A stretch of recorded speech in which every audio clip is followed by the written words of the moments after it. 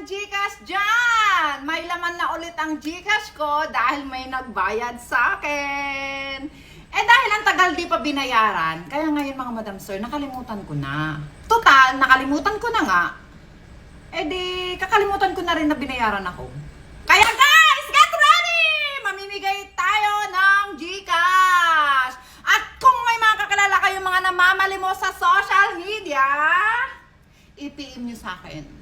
Yes! Lilimusan natin sila ng tag-pipiso! Pero bank transfer ha, malalaman nila yung number ko tapos oras-orasin nila ako ng hingi ng GCash. Di ba? Meron din ako mga naipong sympathy dito. Pwede ko din namang ibigay sa mga umiiyak dyan sa social media. Kasi kawawa naman sila. Paawa effect. Oh my God. At ito ha, mga Madam Sir. Kapag may nagsabi sa inyong karma is real, tapos hindi dumating, nako, ako ang magdadala ng karma sa kanila. Siguro yung dadalhin kong karma, mga 1 linggo, wala silang tulog dahil sa karmang bibigay ko sa kanila. Kaya mga Madam Sir, huwag kayong mag-alala. Lumapit kayo sa akin pag may gusto kayong ipakarma. Sa mga ganitong pagkakataon na nananahimik ang madam nyo, may niluluto lang akong bulalo! Wow! Na mantika at masebo! Na sigurado, pag hinain ko, tatayo ang kanilang balahibo! Di ba? Hindi lang batok ang puputok, mga Madam Sir.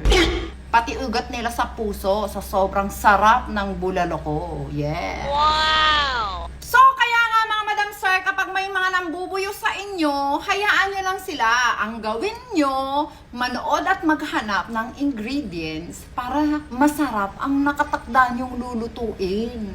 At huwag mong kalimutan, lagyan ng sili para malakas ang sipa. Wow! Yes, ganoon.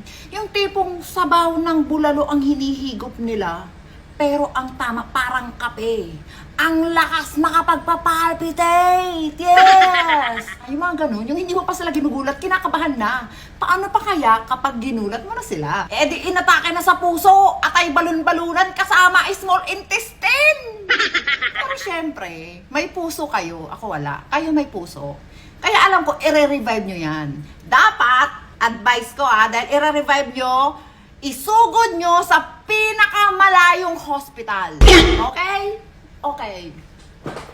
Ay, sandali. Oops. PS, mga Madam Sir! PS, okay? PS, okay? Kapag gawain nyo, ito advice ko to mga Madam Sir napaka-importante nito kaya dapat makinig kayo, Madam Sir, okay? Kapag gawain nyo at ginawa sa inyo ng iba, huwag kang magagalit, Madam Sir. Kasi ang tawag dyan, karma. K-A-R-M-A. Karma. Buti nga. Yung tipong nagdako ka ng itlog, tapos nanakawan ka ng manok. Di ba? Napakasakit, Kuya Eddie. Ang tuwan-tuwa ako talaga sa mga napapanood ko ngayon, mga Madam Sir.